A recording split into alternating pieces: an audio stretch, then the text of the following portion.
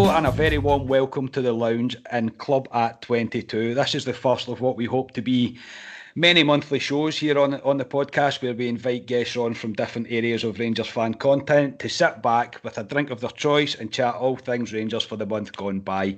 A joining of the hands across the digital ocean, if you like. I am your host, Scott Carney, and before I introduce an absolute stellar lineup of guests for this first episode, I welcome my right-hand voice here on Club at 22, Ali Pearson. How we doing? Good to be back again. You don't have a choice, mate. Every time I do a podcast, I come on anyway. So without further ado, the first of the two guests is Rangers fan page royalty. It's Chris from Rangers on Tour. How you doing, mate? I'm all right. How's it going? Again, what I have to keep on stressing to everybody is the fact is that I am one of 4 admins on Rangers on Tour. I'm the only one that ever appears on camera. I'm the desirable face of Rangers on Tour. You are, mate. Yes, you are. But I am not. A lot of people seem to think that I am specifically Rangers on Tour. I was like, no. But, yes. I initially had written down, mate, the man behind Rangers on Tour, but then you quickly told me that you're not the only man behind it. But you should just let me give you the credit anyway, mate. To be fair. No ego here. No ego here. And last but not least to join the party is Mr. Gallant Few himself, Colin McDuff, a man that my missus would give zero thanks to as he gave me my podcast debut. I've now started my own and now all I do is talk about my podcast. But Colin, it's an absolute pleasure to have you, mate. No apology, no surrender. That's the more Rangers podcasts we can get out, the better. But Scott, Ali, Chris, thanks for having me on. It's a pleasure for you to be here. As I say, we couldn't really ask for a better couple of guests to kind of start this off. And this podcast really just a laid back chat, and we're just going to round up everything that's happened with Rangers over the month of February. It's been quite a month. Rangers are in a very commanding position in every way you want to look at, apart from the League Cup, but we don't mention the League Cup. We'll just start off with kind of letting you to kind of tell our listeners a bit about yourself. So, Chris, what's your name and where'd you come from? I'm Chris. I'm from the page Rangers on Tour. Like I said, I'm one of 4 admins on Rangers on Tour. Obviously, Rangers on Tour started in 2012. I joined 3 years ago, but I've actually been a member since it initially started. So yeah, it's been great. Obviously, just my background's been in marketing. So the way I've been kind of dealing with it is kind of as a kind of a marketing way of like how to kind of promote the page and build it and make it bigger than what it is. So since I've been here, we have. Obviously, the page is growing. We've got a website. We started the We Are mental health campaign. We started the YouTube channel, and we started our Instagram page. So, it's just everything's just about constantly writing about Rangers all the time, and it's no, like I said, my girlfriend's never happy because I'm always either on my phone or dealing with stuff like this. But yeah, it's good. It's good fun, and I've met a lot of really cool and interesting people. Yeah, it's a cracking page, to be fair, and I'm not just saying that because you're on. It's I think it's easily the biggest one out there, is it not? Am I wrong? You can correct me if I'm wrong on that, but I think it is. I think it is as well, but I think because we've always kind of it's always we're never reactionary. We're always kind of like. We'll put stuff out, but we always kind of make a point of you don't single out players, don't single out the club and stuff like that. And I think that's the thing that gets you into a lot of trouble. See, when you start like having kind of a personal agendas against certain things, that's when you can get into it. Plus the fact as well is like obviously we know that the press are always watching, and so you've got to really watch what you write, what you post, what you talk about, how so it's.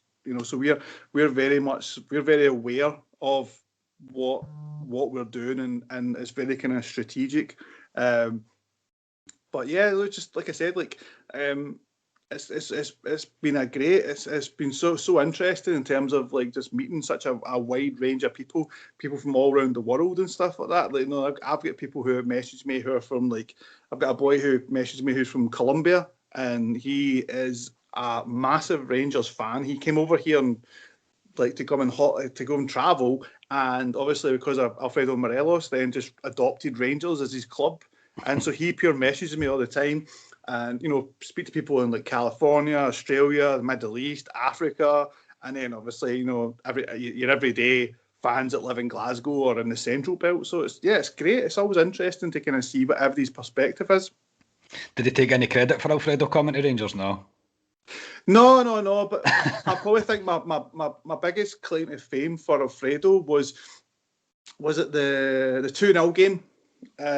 I said I always kind of give everybody a shout and say, can you give me a match prediction? So I've had a couple of like ex-players and stuff like that done it, and other kind of prominent YouTubers and other channels and stuff like that. And I asked him, and he done his in a little bit of English, but he spoke in Spanish, and he actually spoke directly to Alfredo Morelos. So I tagged him in, and I tagged his charity, and I tagged his missus, and actually Alfredo Morelos got back to us. And like usually when it comes to the first team, like you get nothing from them in terms of social media and interaction, but he messaged back, because obviously this video was in Spanish. He was like, so obviously I said to him, and he was like, "Oh, thank you, my friend. Big hug, and we are the people and stuff like that." So that's brilliant, man. That was pretty cool. So yeah, it's stuff. See, it's stuff like that really that I enjoy doing. It's like the everyday posting and content and stuff like that. That's just kind of the bread and butter. But it's the getting to meet people and coming on different podcasts and like kind of just. That's what I like, and you can definitely see why the club sees fan media as the way forward. 100%, mate, and it's one of the biggest reasons I'm sitting doing this podcast with you just now, man. So that's amazing, mate. Really, really cracking insight into what you do, and I'll say it now, and I'll probably say it at the end as well. But go give it a follow. Rangers on Tour, Twitter, Facebook, Instagram. You'll find them. Give the guys a follow. So we'll move on to Mr. Gallant Few himself, Mr. Colin McDuff. Colin, what's your name? Where'd you come from? My name's Colin McDuff. I come from the Gallant Few. So tell us a wee bit about what were your ideas behind the start of the Gallant Few and that, mate, and when you decided to do it. So that cut off for me there. That's a good start. Okay, it's all right, lads. Now you can do what you want, because I won't be editing this video now, so it will just be a. Well, I might still try. I'll see. I've not done video editing yet, so I might try. Blooper reel. You don't need to edit it for that one wee bit. I mean, I'm pretty sure looking at the four of us, well, maybe Chris exempt, I'm pretty sure that the listeners know we're no fucking professionals here. Look at the state is like. That's true, mate. That's very, very true. So, Colin, just tell us a bit about your ideas behind the Gallant Few, how it all got started, mate, and where you are hoping to go, really. Probably similar to yourself, Scott. I started doing a wee bit of podcasting here and there and caught the bug. I'd done a couple of shows for Heart and Hand. Dave Edgar was nice enough to let me do, like one summer, a 4-part Stephen Gerrard show, and then once a month I would do the Lone Rangers. And since then, like probably for about 18 months, I was on at my pals after every game, every weekend. One will do a podcast, one will be a buzz, one do a podcast, and they all told me to fuck off, basically. And it was actually during lockdown they gave in to me through boredom, and it's coming up for a year. We've been doing the Gallant Few, so once a week, usually on a Sunday, we'll just talk about everything that's happened in the world of Rangers the previous week. And you'll know yourselves, Scott, being on with us, we tend to get bored and put out whatever we fancy in midweek. So next couple of months, we're doing some history shows. We're really looking forward to the one on Monday. We're going to look at the 1961 Cup Winners' Cup finalist team, so stuff like that. And it's just kind of, there's 5 ways to do it, so it's just kind of keep it loose and whatever, any ideas that come for the listeners or whatever we fancy doing, we go for it. Yeah, it's amazing, mate. As you say, you're like my sensei, mate. To be honest, you're the reason that I started a podcast, mate. So it was as soon as I started doing it with you, mate, again as well, I absolutely loved it, and then I gave Ali Pearson no choice in the matter. He was doing the podcast with me, so he's come along for the journey. But yeah, I mean, the podcast is great, everybody. I mean, obviously, I'm going to say that I'm not going to tell Colin that I think it's shite or anything. I generally don't think it's shite, but it's good. The lads are brilliant. The Sunday shows are great. His ideas for the other shows are brilliant as well. And go give them a follow. The Gallant Few, anywhere you get your podcast, you'll be able to find them. So, gentlemen, introductions out the way. Ali, you don't want to say anything about yourself. People know who you are if they're listening to this podcast, don't they? Nah, folk know I'm a prick, so it's all right. Yeah. So we'll jump into the month gone by for Rangers. So we'll start on the kind of SBL stuff, really. It's been a good month, really. If you'd have said at the end of the month we'd still be unbeaten, I would have bit your hand off for it. So we kind of started off the start of the month with a Rangers kind of entered into February really not in the. We were in form in the fact that we were winning games, but we're not really in the kind of free flowing scoring Rangers that we'd come to expect. And we kind of started off with St Johnstone at Ibrox. That was right at the start of February, and it was the Hadji that made the difference that day. But again, Ali, are you disappointed? Well, obviously you're not disappointed, but were you disappointed at the performances back then? Do you think Rangers needed to do more? No, because we all get told, I know we're talking about January here, but we all get told when Rangers hit January, apparently we were going to self-destruct once again. This is what Celtic were clinging on to. I would have been quite happy having 1-0s all at the end of the season, to be honest. That's how you win titles. I mean, all of us have grown up around Walter Smith. I mean, you see how you see how we played football back then. I mean, it's nothing like how we watch Rangers now. I mean, Rangers now are a proper footballing team. They're good to watch. You're going to have these rough patches, but that's what winning titles is about, to be honest. Grinding these 1-0 wins out. And a lot of them, you can say it was 1-0, but if you actually watch the game back, a lot of them should have been 2-3-0s, to be honest. And it's the way these teams set up. And by then, they twigged on Tab and Barisic as our main weapons coming down the side, and they restricted that a wee bit, a lot of these teams. So I know we moan about Rangers in the last 4, 5, 6 weeks, saying it takes 20 minutes to sort of get going. But I think it's really Rangers figuring out the opposition, what they're doing. And then once we figure it out, we tend to unlock the puzzle, to be honest. Yeah. I love how you say things as if you're a pure, you're a calm man when it comes to about football and stuff. Honestly, if I could share the stuff that Ali sends me during a match, honest man, you would think we were getting beat at points. I'm like, Ali, mate, we're 2-0 up, mate. We need a third. We need a third so I can relax and enjoy the last half an hour. It's all right. No, do you know the problem? The problem is this season is so massive, and I've said before, it'll be the biggest title in my lifetime for me. And we've always said this bloody scar tissue thing. I mean, you always had that wee doubt in the back of your head that they could self-destruct Rangers. So, and I never thought they would, to be honest, watching Rangers. They're different this year, Rangers, but you've always got that wee doubt. And I think it always goes back to previous seasons because we're not used to doing this all the time under this team. But yeah, that's true. That's why I'm shitting myself all the time. Yeah, I get it, mate. We've raved on about it. I don't know how long, and the scar tissue is something it's in the back of your head. But Chris, I'll come to you, mate. So obviously we speak about Rangers grinding out the kind of 1-0s and not playing high flying football. You're a tad older than me, mate, and you've seen Walter Smith. You've seen 9 in a row. Rangers didn't go every game of a league, winning every game and not dropping points in that. So Ali's probably right, mate. They grinded out 1-0s. I'll take that for the rest of the season, no bother. I think the fact is you've got to take the words of Walter Smith's good friend, Alex Ferguson. You know, strikers win you games, defenders win you leagues. Yeah. And that's what it's about. You know, and I think because we live in this social media age where everybody, the moment is a result, again, you know, I follow a lot of different pages, and once you start talking to people and you can figure out how old they are, you understand their reaction to things. Whereas, like, I keep on saying to people, like, I remember going to Aberdeen, Dundee away, Dunfermline away and stuff like that, and in the back of your head you're going, 1-0. I'm quite happy with a 1-0, and I don't care if we stink the place out. It's about 3 points at this time of the year.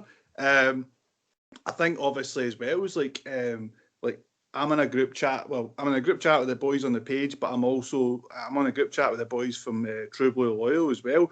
And again, I'm always like my thing is you can always get a sense within the first 5-10 minutes of how the team's playing, of whether or not you're at it or you're not.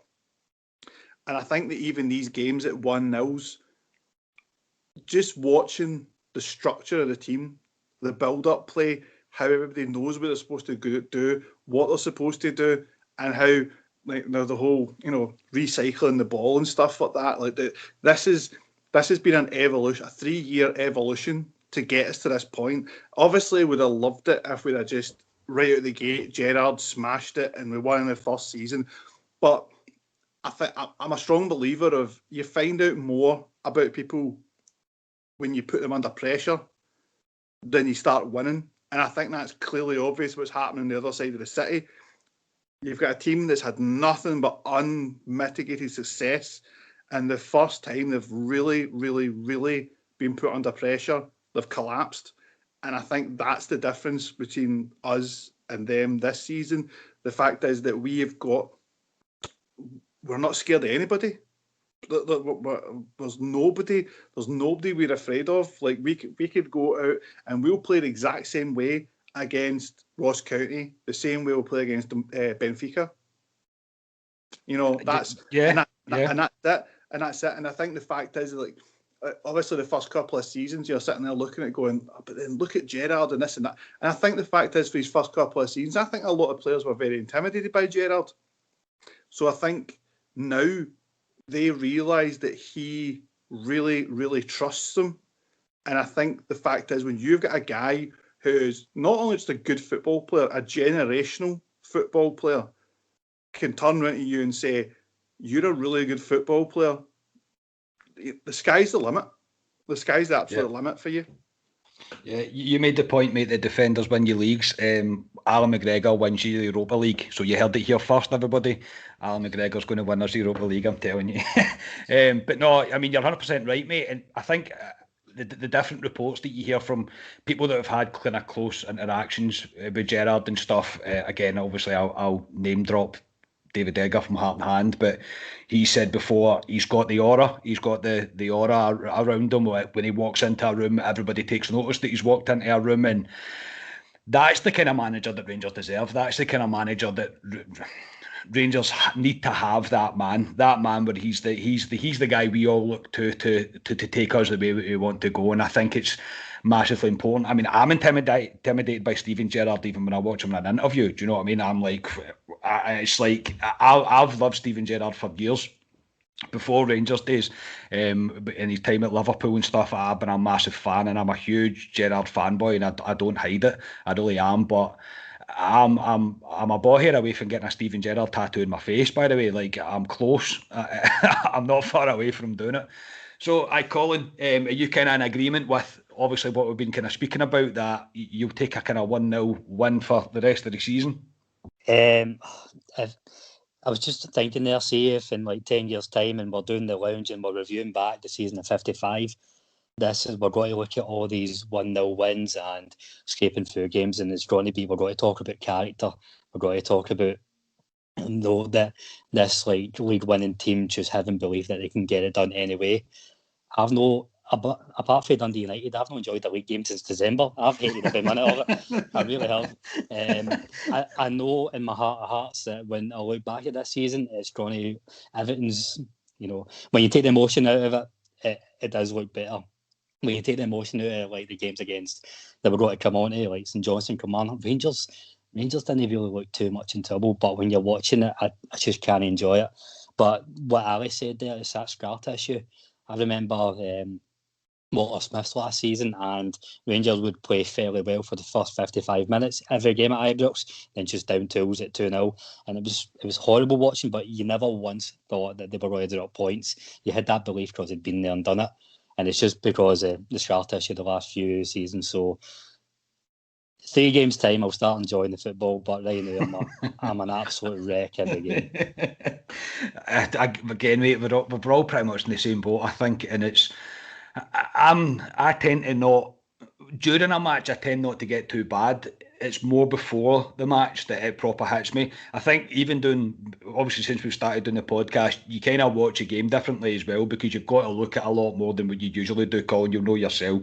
For making the kind of the shows that we plan to do as well on the network, you look at a game differently. So a lot of the time the emotion's still running through you, but you're more concentrating as well on, okay, what just happened there. I still celebrate, I still go fucking mental when Rangers score, don't get me wrong, like, still go ballistic, and then I've got to spend 2 minutes frantically writing something down during a replay of a goal, because I'm like, oh, I've missed that, and I need to quickly write something down. But I'm still a fan, of course I am, and it comes first, the emotion of it all comes first. But yeah, you're probably right, mate. I mean, I'm kind of glad lockdowns happened, to be honest, because it means I don't need to sit with Ali and watch football, because he's a hard man to sit and watch football with, to be honest. You end up deaf on one side. One ear's definitely deaf, because Ali shouts as if he's at the game. Remember when your dad used to shout at the telly? It's like Ali is the definition of that, man. He shouts at the telly constantly. Yeah, your neighbours probably do hate you, mate. They probably hate me as well, mate, from the times we've had at yours, to be honest. But yeah, again, everything that we spoke about is probably true. The real character of this team definitely came out this month. It definitely, especially after the kind of next game that we come to, and it was the one each draw with Hamilton, which is arguably the worst performance of the season, including the St Mirren game. We were awful, and I don't think anybody can say anything different from that. It was not the Rangers that we've kind of come to expect, and especially under Gerrard, and especially this season, some of the football's been outstanding. So, Chris, I'll come to you first on this. Were you a wee bit shaky on the Hamilton game, or were you thinking this is just nothing, we'll get past it, we'll move on? Again, I can see teams how like they set up, and you can tell that everything that we do has been methodically planned out from the training ground, and sometimes the games just don't go your way, and I think that's the thing. Is obviously like this. Obviously, at the start of the season, or the press were all banging on about 10 in a row. In my mind, it's never been about 10 in a row. It's always been about us winning 55. Like every season since we came back into the top flight, it's always been about winning the league. And obviously, like, you read that interview with Mark Warburton about the first game against Hamilton at home, and the big, we're going for 55 and blah blah blah blah, and he was like, "Oh no, I thought that was terrible. The fans done this," but this is the difference between being at other clubs. Everybody wants to go and play for Rangers or Celtic or Manchester United or Chelsea or Liverpool. It's the expectation that will destroy you as a football player, and that's the thing. It's like pure. Like there are teams that'll be quite happy to finish mid-table. There will be teams that don't. They'll be quite happy to not get relegated. Whereas if you're a fan of Rangers Football Club, you look at the draw, and there's 38 games in the season, and you look at it and go, yeah, we're going to win 38 games. Like there isn't even a contemplation of a draw or dropping points. Everyone's like, no, we're going to win every game here. So I think that. I think a lot of times, especially with social media, everything's all hyped up, and it's a kind of a weird echo chamber of emotions that people like. That if you look at it, everybody's all on edge, and I think there's a large part of the fan base that just want to get it done. I want it done. I want it finished. I want to get this trophy over and done with, and that's it. It's finished. But you've got to kind of just embrace it. You've got to. That this is the thing. It's like I want to see is there's obviously we'll talk about this later on, but the game against Dundee United, Gerrard came out and said that there was a situation and the players figured it out themselves, and that's what you want. You don't like. There's only so much that the coaches and the manager can do once the players cross that white line, and that's what we've got now. We've got a bunch of players who know exactly what's expected of them, what they need to do. And they'll just keep going. And sometimes you will have those games that, it's just no your day. But, mate, again, obviously at the time, and I'm very much the same, where I'm like, a draw's a disaster. You're a Rangers fan. Everybody, as soon as Rangers drop points, it's a disaster. Oh my God, Rangers have dropped points. Everybody goes off on one. It's a draw away against Hamilton. Okay, it's not the... it's not the worst result. I mean, in terms of where Hamilton were sitting in the league, they were sitting bottom, but they're trying their hardest to survive. And Rangers is a cup final. Rangers are coming to town. It's their cup final. They want to stop the run that Rangers are on. And looking back on it now, mate, it has obviously just been one of them games, but it was all just magnified. And again, it probably just jumps back to how desperate we all are as well. And it's quite easy for us all just to go, oh no, it's a draw, that's it. And but I mean, we've obviously been helped by the absolute shark throwing meltdown that's happened. I mean, they've obviously. That's a whole podcast in itself talking about what they've been through, and I'll never do one on it, to be honest. But I'm very cautious of this year. I don't want any of the focus to be on them. The focus of this year has to be on Rangers, because we haven't just been good and they've been bad. We have been fucking tremendous and they've been bad. They don't really come into the equation. That's what Brian Laudrup said in his article. Says that the biggest problem with this season is that so many people are going to focus on the crash of Celtic, more so the consistent professionalism of Rangers. But yeah, it's just you've got to you'll sit like you'll look back at the DVDs and stuff like that of old seasons and stuff like that. You'll look at all the old players and stuff like that, and like every time Jorg Albertz touched the ball, he was amazing. Every time Gaza touched the ball. Honestly, go back and watch those games in full. Even Old Firm games, you go and watch those games, and some of the defensive errors we make, the passing, the position and stuff like that. You know, it's like, but because of nostalgia, we've built these guys up in our head like pure. Every time these guys walked on the pitch, they just obliterated everybody, and that's not the case. And obviously, you're putting a lot of pressure on the players they've got now, because they're kind of like, you're never going to be Lorenzo Amoruso. You're never going to be Paul Gascoigne. You're never going to be Ali McCoist. But the fact is that, you know, Gerrard's got his side, and this team he's taking this time. He's getting rid of the players he doesn't want. He's brought in the players he does want, and everybody's all working to a main goal. And also the fact is, I think a lot of people need to remember about this season is COVID has decimated football clubs. So there's football getting relegated this season isn't just we get relegated.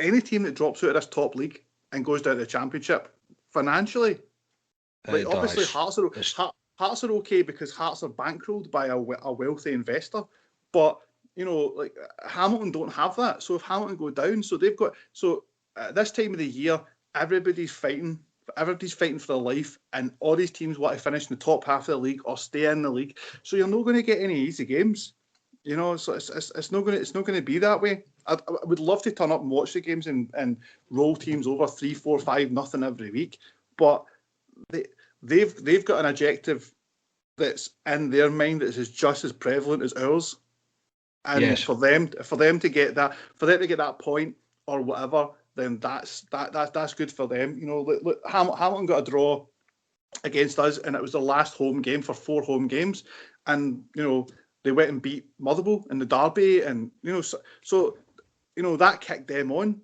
Yeah, it definitely did.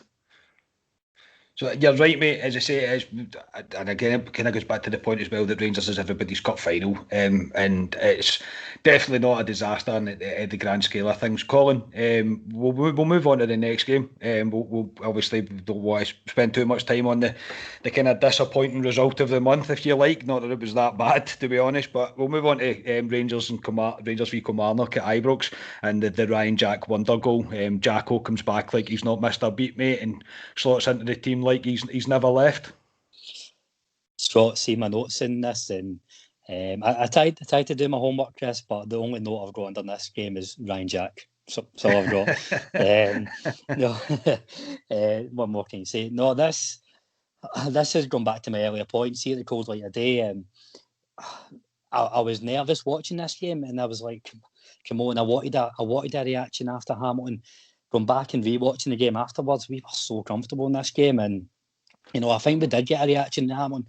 The Hamilton result, I thought we were due dropping points because we weren't good for a couple of months, but we put in a performance against Kilmarnock, I think, and it's kind of fitting that we only won 1-0 because the only goal of the game was it's the only thing worth talking about. Really, it absolutely deserves to steal the headlines. I remember we were talking about in the pod about this. Ryan Jack, like I wouldn't trust Ryan Jack to hit a penalty in target when he first signed for Rangers. He wasn't renowned for his shooting. I don't even think he was renowned for his passing. I think it was McAdam that texted me said that when we first signed him, didn't think he could kick the ball 10 yards. But that is just what a terrific finish. What I love about this, see, as soon as the ball comes out, before he even touches it, he knows what he's doing. He positions his body to take the touch, and then he's already swivelling round to try and volley it. That's just, and Chris, I think it might have been you that said it earlier about players having the belief when somebody like Steven Gerrard has the belief in you. Ryan Jack doesn't try that if he doesn't have the utmost confidence in his ability, and that's instilled by Steven Gerrard. And we'll come on to it in the next couple of games as well. It's good to see us finally shooting from outside the box. How many times the last 3 years have Rangers just went for the left-hand side of the 18-yard box, passed it 5 times over the other 18-yard box, kicked over to Jimmy Bell and then back again, and just the absolute refusal to shoot for anywhere outside the 6-yard box. It's good that there's a bit of garrulousness, there's a bit of belief in the ability, and delighted for Ryan Jack to return like that. And I think it's unfair just to focus on that. Ryan Jack was really good that game. It was a really good performance, and that really cemented how much we missed him the last few months. Oh, unfortunately definitely. for him, it was the 3rd best goal of the season. I know. How mad is that? Any other year than this, we're already giving him the trophy, but there's so many contenders. Jermaine Defoe's goal against Livingston. Oh man! Oh, what a goal! Honestly, every time you see that goal back, it's just unbelievable. It's class beyond anything else, man. Like you might lose it in the legs, but you don't lose it in the brain. Really, that's tremendous. Is that your goal of the season, Cash? No. I think that what they'll do at the end of the season, they'll obviously give Kamar Roof the goal of the season, but I think what they'll do is they'll probably create an award for like league goal of the season. But at the same time, I'm a huge fan of Ryan Jack's goal against Ross County with 19 passes, and also I'm a huge fan of Kamara's goal against St Johnstone. That past Maribo. And how Kamara didn't even break his stride. He didn't batter the ball. He literally just guided it into the back of the net. It was just such a silky goal. But that's the thing I think it's going to be. I think that's at the end of the season going to be even more so, because obviously after the Antwerp game, there's big calls for Alfredo to get the FIFA Fair Play Award. And I just think the fact is between Celtic and the Scottish press, the fact is that if Kamar Roof wins goal of the season and Alfredo Morelos wins Sportsman of the Season, that's it. That's it. That'd be brilliant. That'd be Shitehouser in the top order. That from us, that really would. I would say even the 3rd goal last night as well by Rangers, and the Ryan Kent goal. Oh, that move. We'll come on to that. I'll leave that now. We'll come on to that. So we'll move on to the Dundee United game before we jump into Europe. Ali 4-1 at Ibrox. Back to winning with a bit of aplomb, if you like, and the Joe Aribo show really kicks into gear. Yeah, I've blown smoke up Joe Aribo's arse for God knows how many weeks. Joe Aribo, I think when he's on his game, Joe Aribo, I think he's unplayable for such a big guy. He's got such a great touch, the way he can drop a shoulder, he beat a guy. I just wish he would shoot more sometimes, because he's got it in his locker. He scored a couple of goals similar to that previously, and I think he said himself that he's been told he needs to shoot more. In fact, he said that goal he scored against Dundee United, he said he was out practicing. So, no, he was outstanding that game. And it was, I said, I hope Europe, the return of Europe, would kickstart Rangers again. And that was coming into starting in Europe and stuff. So, and they did. They scored 4 goals, Rangers. Previously we'd been winning. Was there a stat kicking about the last 5 home games before that? Something we'd won, was it 1-0 or something? It was something like that.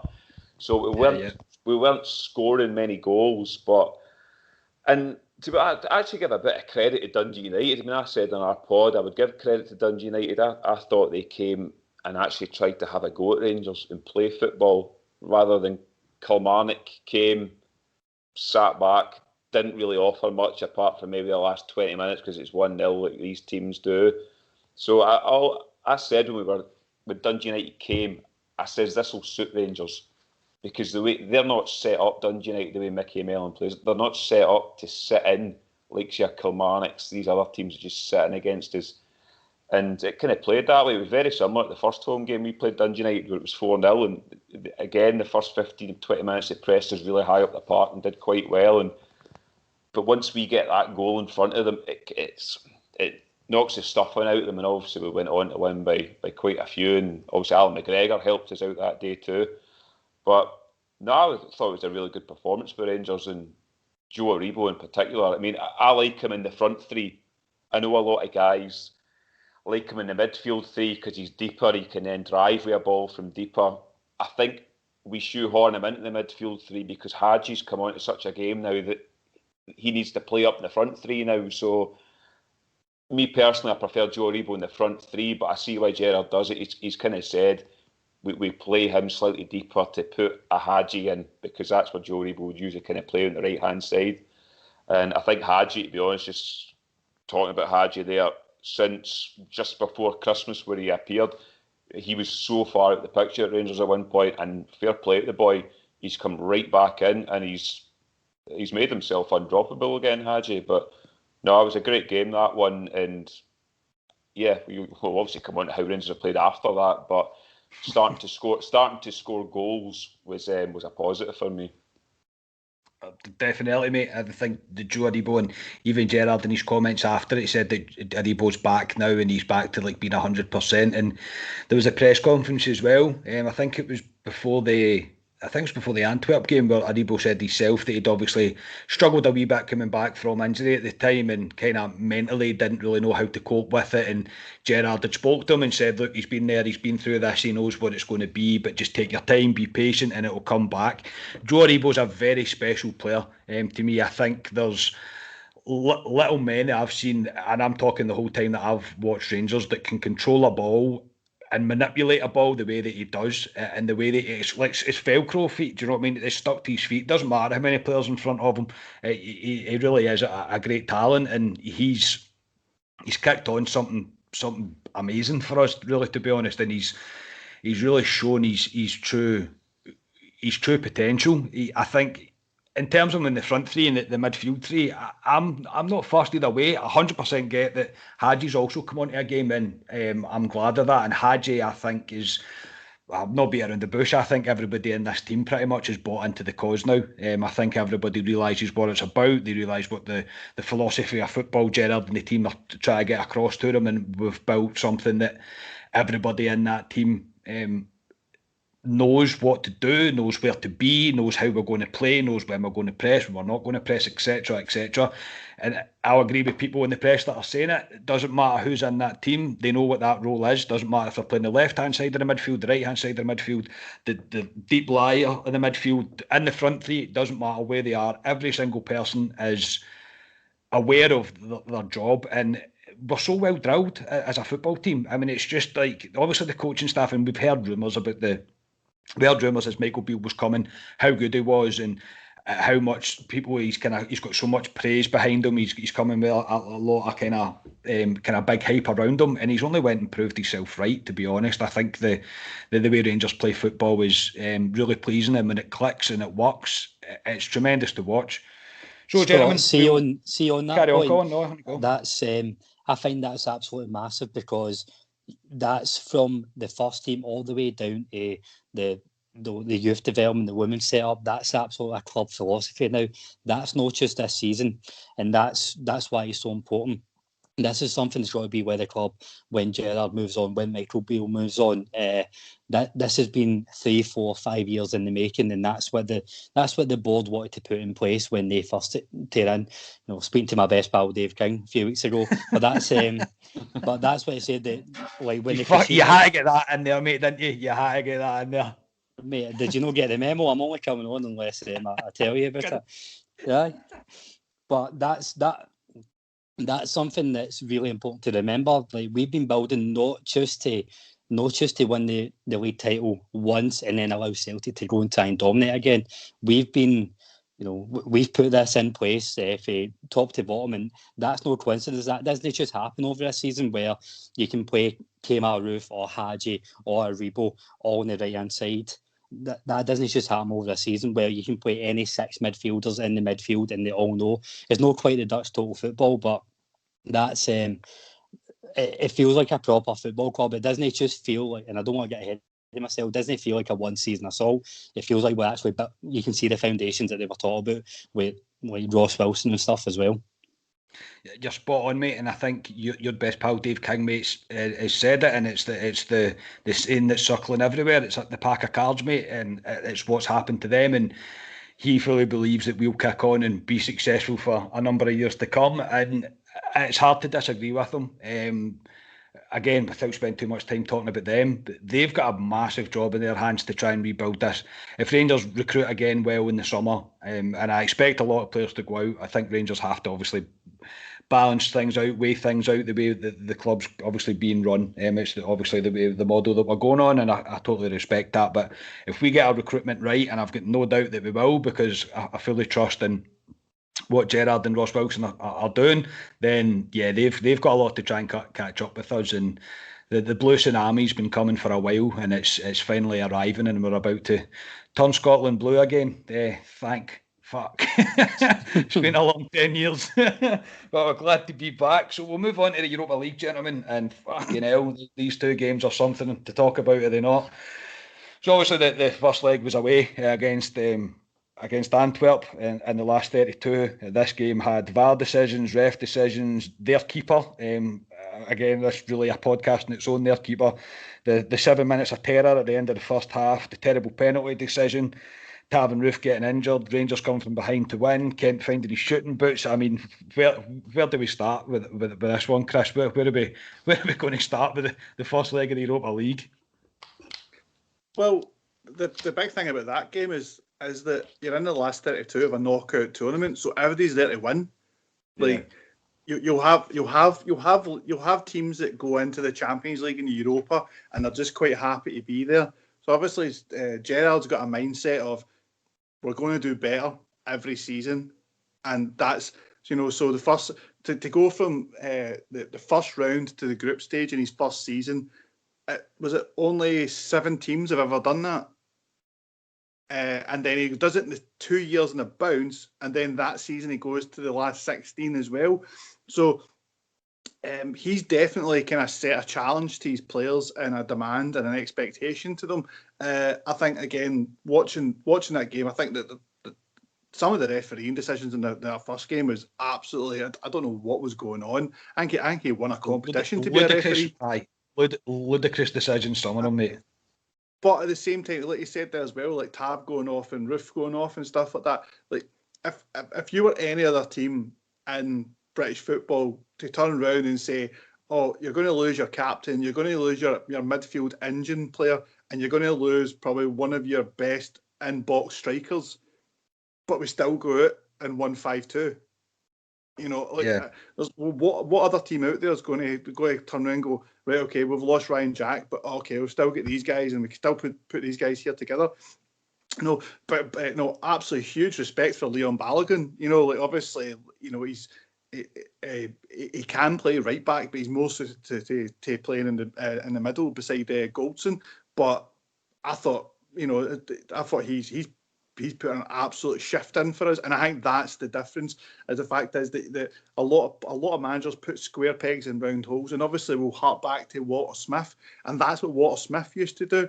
Walter Smith used to get players who were out of the team for months and get a big game at them, or turn around and say to somebody, right, see today, I need you to play left back, and they'd do it. Yeah, and that is the big difference, And I think that. I think the fact is that obviously there will be fans who will be, with guys like Aribo and Hadji and Kent, and they'll be like, oh, they're not doing this, not doing that. But they're the moment players. they're the players that are going to turn something out of absolutely nothing. You know, so you're not going to get 90 minutes of them. And again, you know, we look back at it. Did you think Ronald de Boer's going to be chasing back, you know, to clear the ball off the line? No. You know, was Gabriel Amato that guy? No, he wasn't. No. You know, but Paul Gascoigne wasn't that guy. Brian Laudrup wasn't that guy. These were the guys. Like we had Hadji's that guy that will try, and he's got so much confidence in his ability. He's willing to try anything. Plus the fact as well is he's a guy. He's not only just joined a big football club in Rangers, like he's got the biggest of big shadows. Aye. Like any player could possibly look pure. Like his dad was phenomenal. Tremendous, absolutely he was. Phenomenal football player. So I think that him being at Rangers is the absolute right atmosphere for him to be at. He's getting trained by guys who know how to get the best out of him. Same with him, same with Ryan Kent, same with Joe Aribo. You know, that's what we're going to get. That these guys know, and everybody knows their job. Look at Morelos last season, scoring goals, and then his form dropped off. This season, he's just been an absolute terror all season. But I still also am a belief as well, like we're saying about the 1-0 games. I think that the whole COVID thing has really worked out for us because, you know, we've all been to Ibrox at times, and you know the grumblers are very quick. Whereas, like I said, I'll watch the games, and obviously people in the group chat and they're all freaking out and we're playing terrible. But you're watching the game and going, no, we're going to get a goal here or something's going to happen here. But you know, you'll go to those games. You can imagine that game against Dundee United, the first 10, 15 minutes. The place would have been full of people just screaming their nut off, you know. And it's just like, don't worry about it. We've got this. We'll figure it out, you know. And I think that's the big thing. That's the big thing. And I think obviously this team, once they cross that line, once they get over the finish line, get that league, and then if people do get back into the stadium, then it'll be like, oh, good. Now we get to entertain people. Yeah. You're. I think the lack of crowd makes it's a big talking point, to be honest, because there is a lot of grumblers at Ibrox. I mean, I think we all go to Ibrox, so we know what it's like, and it can be horrible sometimes. And I've heard some people round about me after 10 minutes we've not scored and they're going off their nut, and every stray pass or anything is kind of jumped on, and it obviously shouldn't be like that. It's not the way we should be. Try to support this team and try to make sure that they're pushing in the right direction. So yeah, it probably has helped in a lot of ways. And you're right, especially the start of even the 1-0 games at Ibrox and that, mate. But there's going to have been people that were going off their nut about it and going off their heads. I'm very much just win the game, and that's enough for me, especially in the league in terms of that. But Ali, we'll jump back onto the Europe game. So the 3-4, the 3-4 game, if you like, in Belgium. One of the craziest European matches you've ever seen. Oh, it's way up there. I mean, I've told you for day one, Rangers will kill me one day, just with my heart rate. And I thought that night, it was going to be that night. That would be me, and I'd miss out in 55 and Everton. But it was, no, I mean, like Chris says, I mean, the referee, we had VAR as well. We had VAR in it as well. I mean, the first half, I mean, we, in our pod, we said VAR must have been switched off the first half because it was a clear penalty after a couple of minutes, and then the penalty against Davis was extremely soft, and the refereeing display was woeful, to be honest. But it was just one of these crazy games, to be honest. But I mean, we've seen a couple of crazy games with Rangers in Europe over the last couple of years. I mean, you can look back to Braga, Ibrox, when we were 2-0 down and out, and everyone thought, oh Christ, and they could have won by about 3 or 4 at one point, Braga. I mean, they had us right in the ropes, and we come back. You can look back to Benfica this season. There's Spartak Moscow the year before, and we should have won that and lost it. So there's been a few kind of mad games, but no, I mean, for a neutral, that game must have been a brilliant game to watch. For us, it wasn't the best to watch, but to me, it defined Rangers this season. It showed character. this Rangers team has a lot of character. When they go behind, which isn't very often, to be honest, they come back and show what they're all about. And that Rangers team probably went in 2-1 down. Gerrard probably said to him, "You're better than this team," and they are better than Antwerp. I thought Antwerp were decent, but we've played a hell of a lot better teams in Europe. And he's probably said to them, "You're better than them. Go out and show them." And they were kicked. They were 2-1 down, 3-2 down, still came back, and it just shows what this Rangers team's about this season and why they will win the league this season. I know we always harp on about last year and the scar tissue and that, but this is the reason why this Rangers team isn't. They're not going to fall away this season. They've been absolutely outstanding, and I mean, you'll come on to the game last night, but to win 4-3 away in Europe, 4 away goals. I know the defending at times isn't great, but it was just the way that game was. It was so open, but good game of football. Wasn't great for the old ticker, but yeah, I was just happy with the character Rangers showed. I can agree more, mate. That put me through the mill, that game. I'm not going to lie. By the end of it, I was exhausted. And then we done the podcast straight after it, and I was done in, man. But I was that way that I was done in after I'd finished done everything. I went down, lay down in bed, and just stared at the ceiling, just because like the adrenaline that was going through you. Do you know what I mean? I was like, oh. And then in my head, I was going, we've came from behind twice in the Europa League away. In Belgium, we scored 4 goals, 4 away goals. I mean, this doesn't happen. This is not something that we're used to. But the character is huge by Rangers, and again, well, sorry, Karen. I mean, look back to Walter Smith in Europe. I mean, look back to our run to the UEFA Cup final. How many times did we get 0-0 draws and away in that? Yeah. It was horrible to watch, to be honest. I mean, it was a horrible run to Manchester. I mean, I remember at Ibrox all the time, and it was bloody 0-0s, and you nick a goal away from home, or it's a complete opposite of what we're used to watching growing up with Rangers in Europe. A complete flip, and I mean, in terms of Europe, I mean, teams will not want to play Rangers. They won't want to play. I mean, there was a video of what you call them, Sparta Prague. Apparently, they're playing. I don't know what it was today. I don't know if they were celebrating getting Rangers or whatever. But nobody would want Rangers at all. Not even your big teams. Man United's, AC Milan's, if they'd got us, they wouldn't have wanted us because we're a different animal in Europe. It turns Rangers on Europe, to be honest. What, sexually, you mean? Aye, both. Aye. Turns me on as well. I know. I get that. That's fair dues. It was an absolutely insane game of football. It really was. But Ali, you've just said there that the Rangers will win the league this season. I think that's the first time you said this on a podcast, mate. I think it is. I don't think you've said it before. Ali's been one of the ones. I'm not saying it yet. No, well, I've been like Colin, to be honest, because all these games I'm watching, I'm fucking shite myself as well. It's because you're so close to it, you can just about touch it, but no, 18 points. It's 100%. Oh, it's done. There's no doubt about it. We said it today, mate. We were out a walk today. I said the same. I said it's done, man. Like there's no chance of it. There's no chance Rangers not doing this. So we'll move on to last night. Thursday night, if you like. The second leg of the Europa League. Colin, I'll come to you.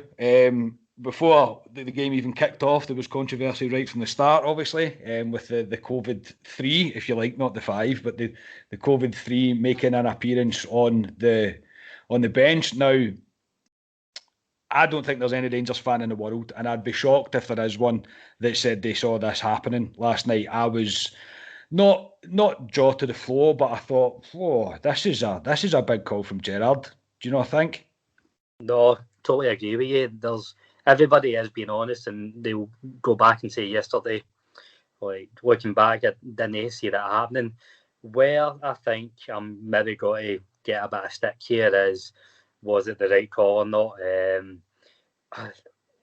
I know Nathan Patterson went on and got us a goal. I'll be honest, I was quite disappointed to see they go back in straight away. I'll put my cards on the table. I think Jones and Edmondson were almost villainised by the media and some of their own fans, and there wasn't quite the public acknowledgement for the club straight away, and then they've been loaned out. So there's every argument that was always the plan for Jones and Edmondson to be loaned out for whatever reason, but it just feels that it's a bit different for these three players. And if anything, I think they three and the other two is worse, because you can almost put Jones and Edmondson down to an area of judgment in a new situation, new pandemic. These guys have seen what happened to people who break the rules, and they still went and done it. So unless I'm absolutely missing something, and I'm like you, so I'm a massive Gerrard fanboy, and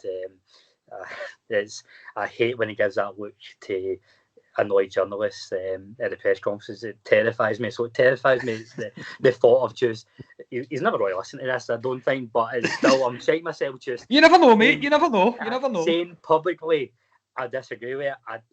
I was quite disappointed to see the three of them were back in the bench. Me and Ali had that. We've got Scotia, obviously, that does the podcast with us as well, and Scotia's definitely the more pragmatic of the three of us. Me and Ali were very much.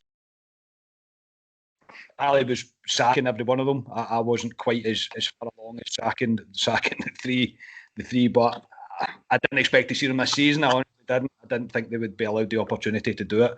Chris, are you letting bygones be bygones here and trusting in Gerrard's decision? Obviously, it's good with hindsight knowing that Patterson scored, but what's your opinion in seeing them in the starting lineup?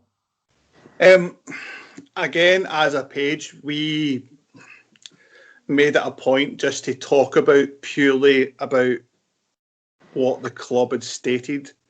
We never spoke about the players. When I was on the True Blue podcast again, we made the decision of we will discuss what the club's released. We're not going to talk about the players. We're not going to say who did this or wee Jimmy down the road told me this story or that story. It's like the club's dealing with it. I think you're right about Jones and Edmondson. I think the plan was the two of them were to go out on loan, but I also think there was a lot more going behind the scenes with those two, to the point where I think Gerrard wanted to kind of see them go away on loan for a bit. Also, as well as there's a point of, do you want to make a stance or do you want to win? And I think what Steven Gerrard done was they've done their 10 days isolation, and I've no got. And I think maybe if Tavernier was fit, if Arfield was firing all cylinders, if Jack was back and Roof was there, then it'd be a different situation. But what Gerrard made the call was, and forever how much, this was all nipped in the bud right away. It happened on a Saturday night, Sunday morning, so nobody came into training. They were off them, so the club dealt with it and dealt with it swiftly. And you can see that the players have clearly, are truly, truly sorry for what they've done. But at the same time, I think that, again, a lot of the kind of response from the fans is, again, much like that whole scar tissue thing of, we need to get this league done. We need to get this league done. So obviously, I made a joke about it when Patterson scored. So I put that bit from Dumb and Dumber, with the bit where he goes and says up to the bike, and he's like, I couldn't think you got any more stupid, and you do something like this and totally redeem yourself, because that's the way I looked at it. You can have your opinion on things, but the fact is that the club's dealt with it, the manager's dealt with it, and everybody's dealt with it. And if Steven Gerrard wants them back in the team, they're going to be back in the team. Even obviously Bassey was probably the only one that never got on the field. But if you look at the goal that the penalty that Wright got, it was Zungu that won the ball, turned the man and hit the ball for him to then run through. Nathan Patterson got his goal, so they all made a direct impact in the game. And again, at the end of the day, regardless of your personal opinions of people on and off the field, it's about winning. And obviously in the other podcasts, I'm a big fan of American sports, and a lot of players have all got a lot of really kind of serious off-field issues. But yeah, the as they don't call them the team, the organisation as they call them, it's about winning. It's about winning, and that's what they care about. case in point with the Tampa Bay Buccaneers winning the Super Bowl, like the guy Antonio Brown at the start of the season, he was an absolute pariah in the league. But Tom Brady was like, no, we need that guy to win, and then they go off and win the Super Bowl. So the Super Bowl, yeah. So people's personal opinions. Like at the end of the day, if the coach and everybody else is like, nah, do you know what? That guy's made a mistake, but he's the guy. You know, like the case in point, you know, we're all fawning over Alfredo Morelos today, but then obviously there's large parts of the fans, like you hear like people I talked to have used the term of Alfredo Morelos as a player you can't. Unreliable. He's a very unreliable player. Like he does these things, and this all happens and stuff like that. But that's just what you've got to do to have somebody like Alfredo Morelos on your side. He is that guy. You're never going to change him. He's that bubbling pot. As long as the lid stays on and it bubbles, everything's great. If the lid comes off, all bets are off. I totally get it. I touch wood, I'm no jinxes, but this shouldn't be an issue again. Surely if it's happened twice, we're not going to get any more. But with that whole ethos of it's all about winning, and I absolutely get that, at what point do you draw the line? Because if it is all about winning, then that does create a bit of a culture where you have the Barry Ferguson, who, you know, Barry Ferguson was the most talented midfielder at both spells at Rangers at the time. But the line was set that he wouldn't get away with everything. The line was drawn. So I think the question is, at what point do you draw the line? Because I don't think if Greg Stewart went to some sort of party a couple of weeks ago, he wouldn't be on the bench for Rangers again. But because it's Patterson Zungu, they have a role to play, then that's okay. It almost encourages, if you're a more talented football player, then not all the same rules apply. And I'm probably turning something into nothing, but I'm just, when you said Morelos, I've been giving Morelos petals this season because he is so frustrating. I think there has to be a line that gets drawn, and not just with the COVID, with any sort of behavioural issues.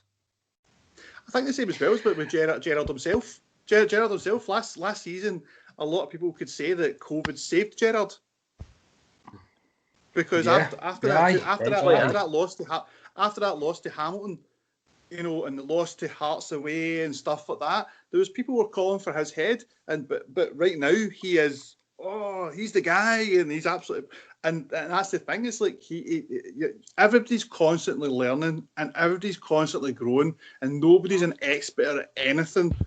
That's the whole point of life. We're just learning as we go, and we're making it up as we go along. Everybody makes mistakes, and if these guys have made a mistake, obviously, if let's just say they decide to meet some girl on the internet and fly to Spain and then fly back and play in a game, or say they met some girl on the internet and flew a girl from America to come and stay with them for 2 weeks, or take an injured player to the Middle East, and then for a pint. Something happens. That's different level. The fact is that we're all dealing with COVID. We're all dealing with these little bubbles and stuff like that. Like pure, you're not supposed to be interacting with each other outside and stuff like that. Then that's fair enough. But in terms of this because again I made a joke of it was like a guy smashing a computer, and I was like Celtic fans emailing UEFA about how Patterson got a game and all this sort of stuff, and it's like, but again, it's like, unless you know what's going on behind the scenes, everybody's got different levels of equity built up in the bank. Like Alan McGregor could go off and have an absolute howler of a game, but he's done so much that you're kind of like, yeah. Do you know what? I'll let you off with that.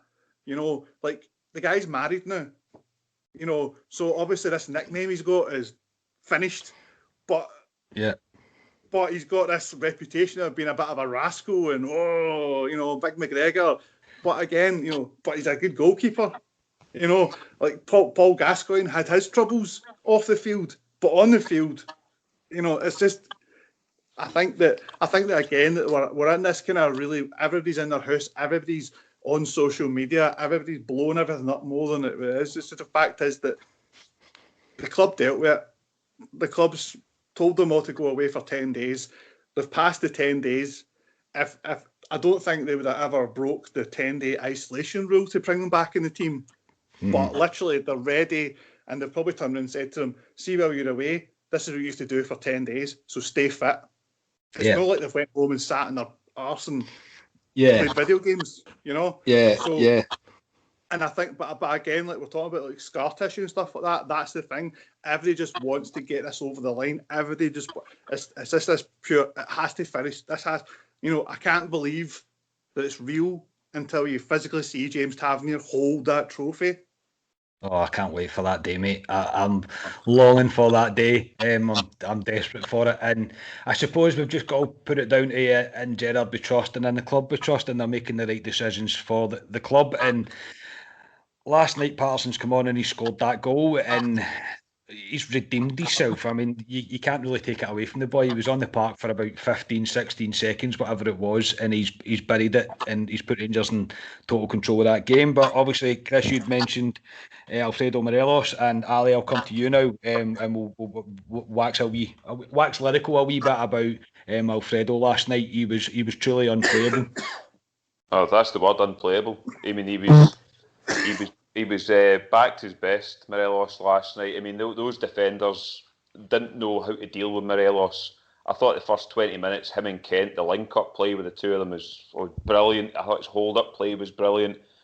He's a terror up there. You don't know how to deal with him. And the front three interchange quite a lot, so he drags centre-halves out, creates space for Kent and Hadji, and runners like Aribo will go in behind. He's a nightmare to play against. And when we lost him for the 3 games, and we had Itten up front, and I think was it Roof up front at one point, you knew Morelos wasn't in the team. I just think he brings so much to Rangers, and I know you can say he's been frustrating this year. He's not scored as many goals. I just think he's more of a team player this year, Morelos, than previously. Last season we relied on Morelos' goals. This season we don't. Look where the goals come from. All over the park, the goals come with Rangers now. But last night he was brilliant, and I think Scotia gave him man of the match in our pod for the first leg as well, and we gave it to Barisic, Scarney, and I probably actually agree with Scotia as well on the first leg. Actually looking back at it, because he assisted in all 4 goals. He was involved last night again. He's coming back into form.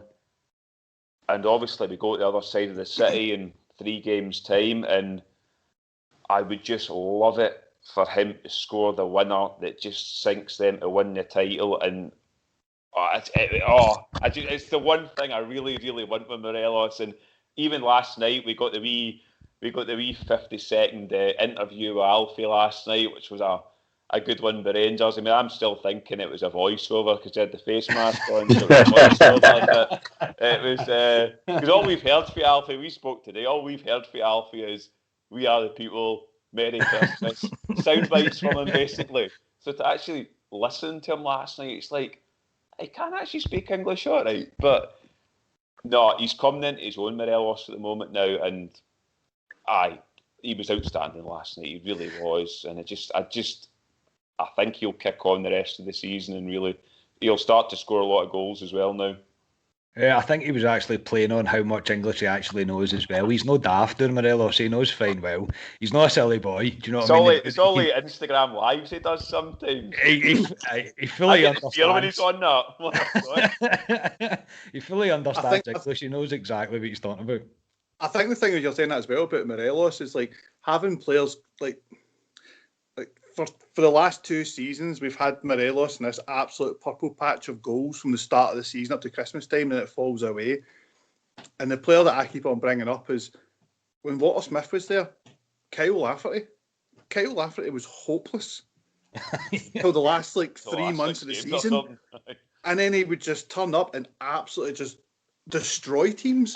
And that's the thing, is like like, okay, obviously you've got teams that'll be that's the guy. So Barcelona, it's all about Messi, and then it's all about Neymar and Ronaldo and Lewandowski and all these sort of guys. But we don't have that guy. And I think the big thing happened this year is the fact is that everybody's taken their turn to step up to the plate. Tavernier went on a rampage and scored loads of goals. He scored an absolute stunner of a free kick and stuff like that. Barisic has chipped in. They're saying as well that Goldson scored more league goals than Lee Griffiths this season. Has he really? He has, aye. Odd, man. That Exactly. tells you can everything. Exactly. So you've got him, and it's stuff like that I'm starting to going. I love the fact that Kamara scored that goal. So now in my head, I'm sitting there going, who's no scored? I was like, Balogun's no scored. So see, when we go up to corners, I'm like, I'd love it if Balogun scored because I want everybody to get a goal. I want everybody to have that moment. Obviously, again, we bounced this about. It was Mourinho's first season at Chelsea, and they got to the last game of the season. I think they were like winning a game by a mile, and they gave a penalty to Claude Makelele, and he scored it, and he never scored all season. And Mourinho and the bench all went absolutely berserk because he scored it. So in my head, I'm sitting there going, we're going to be 2-0 up against Celtic. We're going to get a penalty, and we're going to turn around, and Alan McGregor's going to walk up to the penalty. And everybody's just going to go, there we go. This is it. This is it. This is going to be amazing. That would be something else, mate. That would be. I can't even think about that because I would love that so much. Colin, is it written in the stars for Morelos to score number 55 at Parkhead? To win 55 even? Aye, it has to be. It has to be. But what I'm quite gutted about, see his goal against Dundee United, that one happens once in a blue moon. That's the kind of goal I'd want him to show at Parkhead. Just it comes off the back of his arse and totally unmeant, and we just have it hanging over their heads forever. Morelos scored the goal against you, and it's a pure shite goal. But it's look at Chris Boyd. Chris Boyd, he's one goal against Celtic. He shinned it. Aye, exactly. And just having that hang over their head, I would have loved that to happen against Celtic. But you know what? See, even if he doesn't, I'm never going to accept the argument that Morelos isn't a good player because he's not scored against Celtic. It's an absolute nonsense. Like, he's been phenomenal this year. And what Chris was saying there about everybody else chipping in, this isn't new what Morelos is doing. Obviously, he's done it at a higher level, but see all this coming in deep, supporting the midfield, turning players, going out wide. He's done that the last 2 years, but he just didn't have the support. He's taking it up to another level, but everybody else is now supporting him, and he's another one. It's just, they all do, they just deserve to go and lift that trophy. But if he can, I don't know, if Tavernier can take a long throw and Morelos isn't looking, it hits off his arse and goes past Barkas, that's the perfect goal for me. We're training pigeons at Ibrox as well, mate. So they're obviously seen him on the pitch. So an assist from a pigeon would be good. I think I would enjoy that one. Not the first time it would have happened. Not the first time. I know, not the first time. Is this to add to the long list of conspiracy theories this season? Yes, of course, mate. There's so many. Again, that's about 4 pods, mate. The length of conspiracies. Mason pigeons now, I think's the biggest one that we're getting stuck into now. So, but yeah, I mean, Rangers performed admirably last night. 5-2. It was just one of the games again. I don't know what it is about Rangers in Europe. Sometimes the games seem to go a bit crazy. So, and obviously leads us on to the draw today. Rangers got Slavia Prague. Chris, I'll come to you first. Do you fancy our chances? I fancy our chances against anybody. I don't like. As the draw was getting made, mate, I just went and picked up my missus. Actually, sorry to cut you off, mate. I just picked up my missus from work, and I was coming back, and I had it on YouTube, going through my car. And I was listening, and I was like, as the teams were coming out, Rangers were still not mentioned. Then Man U were mentioned, and I was like, oh, it's written in the stars to get Man United, and it didn't happen. And then it's Slavia Prague, and I'm like, well, it's not bad. Like, do you know what I mean? That's not bad. So, what do you think? You think Rangers will do all right? I think, yeah, I do. I think the fact is as well is like, is Brendan Rodgers going to help out Gerrard to try and give us some inside scope? You know, obviously now all the Leicester, he came out the day and took the blame for how they performed, and a lot of Leicester fans aren't happy. But he's got them playing some really, really cool football, and playing a sort of way. And he's a very, very good manager. So I'd hope that his relationship with Gerrard, he can kind of give us a bit of an inside track. But I think that's the other thing as well. Is like we're talking about the players being well drilled and well coached. I don't think that we are so prepared for every team we play against. In terms of like the moment this draw was made, that the coaching staff will be watching DVDs of everything about this club and everything that they could possibly do and every possible threat they could possibly offer us. So yeah. Obviously, again, I think the fact that everyone's like, oh, they want a big glamour tie, but the whole point of a big glamour tie is to go away to the games. So if we can't go to the games, why do you want a big glamour tie? Obviously, I think everybody's all pure gutted because they're going to miss a big session in Prague. And obviously, everyone's all trying to figure out, how do I get to Prague? Can I drive to Prague?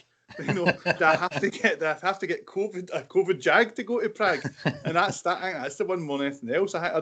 In terms of the club, I'd want us to watch us play anybody. And you know what? If we were to come up against a side, and like we did last season, come up against a side like Bayer Leverkusen and come up against a side and going, there we go, that's our level. That team was just too good for us. And that's how you learn. Like you don't want to turn around and go, oh, we get beat by Bayer Leverkusen. Bayer Leverkusen were a phenomenal team. They won the mugs.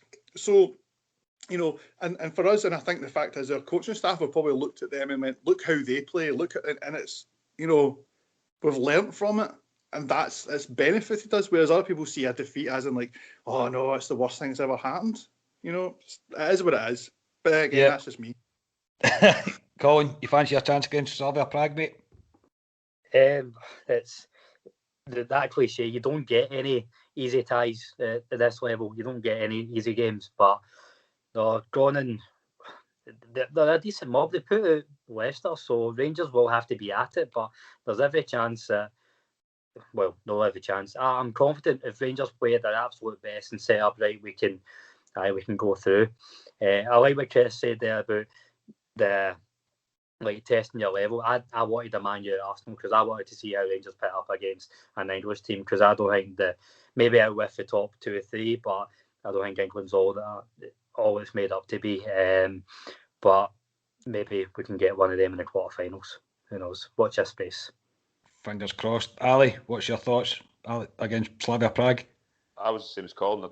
I desperately wanted an English team, and when it was getting, obviously when Man United came out, I was like, oh please Man United. My boss, obviously I work for an English company, he's a Man United fan, so I was desperate to get them, but wasn't to be. But I think they're a decent mob, Slavia Prague. There's no mugs in the last 16. They're unbeaten in their league, I've seen today, just like us.